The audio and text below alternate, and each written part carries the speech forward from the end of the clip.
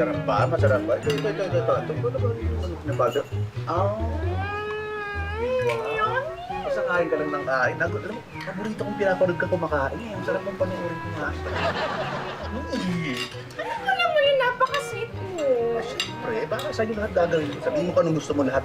Ibibigay ko sa'yo, ha? Gusto ko ng ice. Ice cream? Sige, pagpunta natin sa kwarto. Ice cream daw, ay. Tapos pwedeng may ice. Oy, gusto mong lalagay. Pare, excuse. Kinukunan mo ba kami? Ha? Kinunan. Parang nakita ko kinukunan mo. Ay, para sa social media ng resto namin. Oo. Yeah.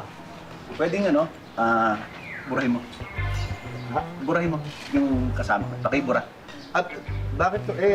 Nagamitin namin para pang promo, para ipakita na marami kaming guests dito, tsaka sikat yung masarap yung pagkain. Pero siyempre, I value our privacy. So baka pwedeng burahin, hindi. Bakit mo ba?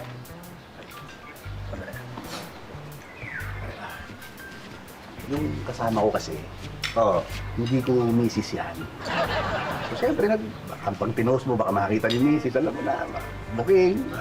Takot ako sa ganyan. Hindi, okay lang mo yun kasi naman ho eh. Marami na, tapos wide shot naman.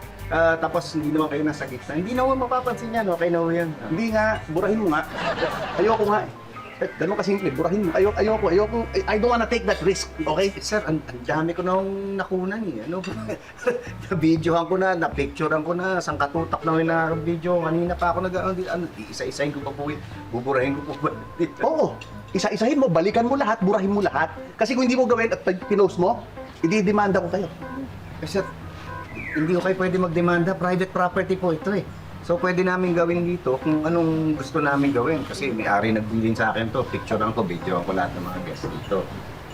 Kulit mo rin eh, no? Sige. Pag i-post mo yan, magsusulat ako ng napakapangit na review sa restaurant nyo. Sabihin ko, lahat ng masama tungkol sa restaurant na to. Oo! Review? Oo. Bad review? Bad review! Ano sasabihin niyo doon na parang na-bad trip kayo kasi wala kami pakisama? Dahil binidyo namin kayo na hindi kasama yung misis nyo, iba kasama nyo? Yun ilalagay nyo? Nakakasar ka talaga eh.